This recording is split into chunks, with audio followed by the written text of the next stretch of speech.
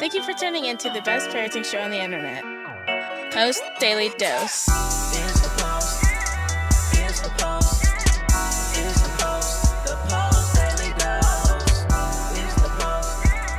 It's the Post. It's the Post. The Post Daily Dose.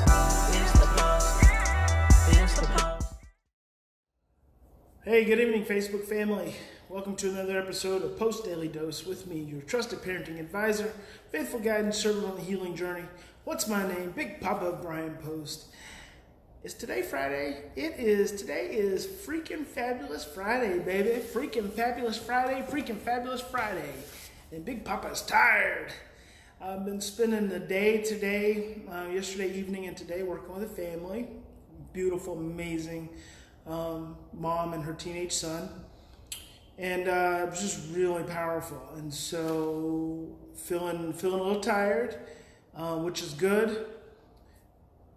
I think Bishop T.D. Jakes said something to the effect that if he's done giving a sermon and he feels discouraged, that's a good thing, because that means he has encouraged someone else and he's poured into them, therefore he's discouraged and he's left someone else encouraged. So I don't feel discouraged. I feel great. I feel hopeful. I just feel tired.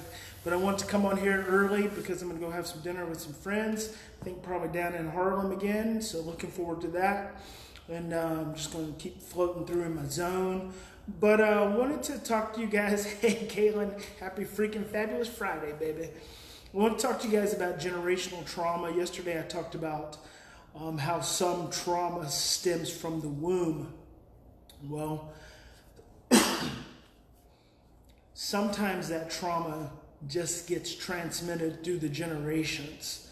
And what you may be dealing with or what your child may be dealing with isn't even their trauma. It's trauma that they're carrying from a past generation. And there's a Bible verse that says the sins of the forefathers will be visited upon the third and fourth generations.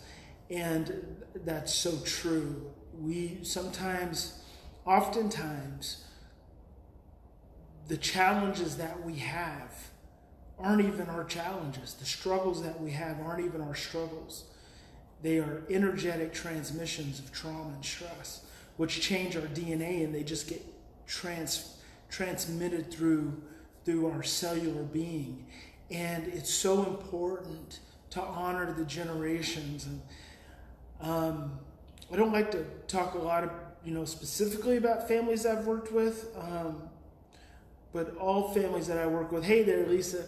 Every family I work with, gives me a new insight, a new opportunity, and just a new perspective. And today, this last day I've spent, I just got to see so much generational trauma, like transmitted unwittingly. It's just like the mom carried grandma's trauma, and we didn't even get into grandma's backstory, because I didn't know it wasn't important to the work we were doing. But she imprinted mom with a message that it's like I could feel it woven into her DNA. In fact, I said to her, what I am envisioning as we are spending this time together is a chromosome. And you know how they show chromosomes all twisted?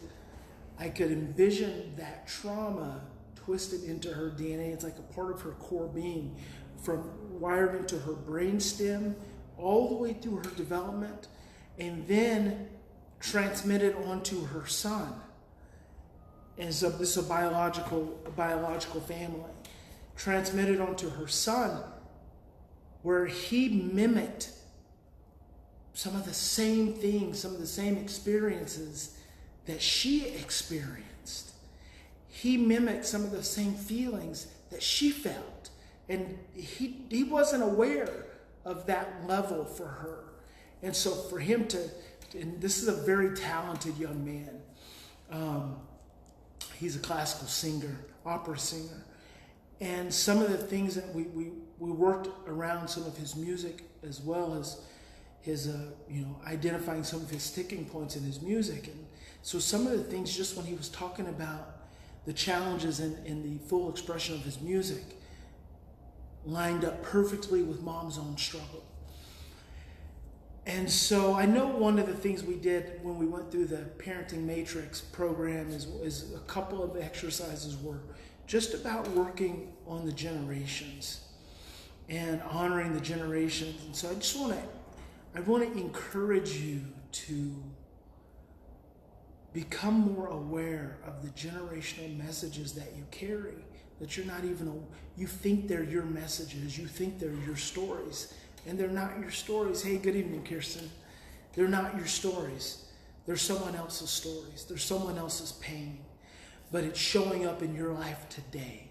And the reason it's showing up in your life today is because it's your opportunity to break the chains. No one before you has been able to do it. It's showing up in your life today because you are perfectly created to change the lineage of your family. You're perfectly created, in spite of all the crap you've gone through, all the challenges that you've had, what you're facing right now, the pain that you're encountering right now. You're perfectly created to break those chains, break those generational chains, and having a new opportunity to change the story. It's not too late to change the story. You have the ability to be able to do that. But first, it just starts with awareness. Maybe, just maybe, those stories, some of those stories that you're carrying aren't your stories. Maybe they're your mom and dad's stories. Maybe they're your grandma and grandmother, your grandfather's, your great-grandparents' stories. And so maybe some of that anxiety isn't even your anxiety.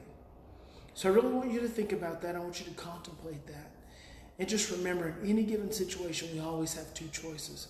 We can continue to react from our same old blueprints and imprints. And that, I'm going to interject right there. One of the things that Mom and I were talking about right before I left is that she said, some of these things I just don't have any idea what to do. And I said, it's because you don't have a blueprint for them.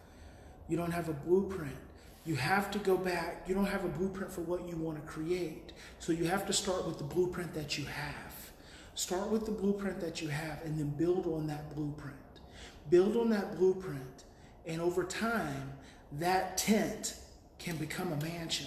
But you can't just take those tent blueprints and expect to see a mansion.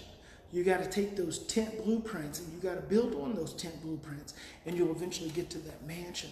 But the first step is awareness and really contemplating what messages and what stories and what imprints you come to the table with, and how those stories and imprints are playing out in your day-to-day life and in your life with your children, and then thinking about what their generational stories are.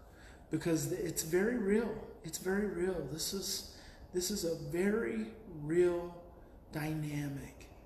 You can be living someone else's pain. You can be owning someone else's process. And it's not yours. And sometimes you got to let it go and not carry that story with you any longer. Change the story. So we can choose to react from those same imprints of stress, fear, and overwhelm, or we can stop. We can take 3 to 10 deep breaths, and we can choose love. Tomorrow I'm going to be at Jeanette Yoff's Adoption Constellation here in New York City. I hope if you wanted the details, I hope you were able to find them. I might be able to stream that live. I'm not sure. It could be a pretty personal event. So if possible, I will. I'll check in with Jeanette on that. But that's where I'll be tomorrow afternoon. So thank you guys for tuning in. I hope you have a freaking fabulous Friday. God bless you. Big Papa loves you. And I will talk to you soon. I'll see you Monday for sure. And I'll try to remember to post some replays over the weekend. All right. See you guys.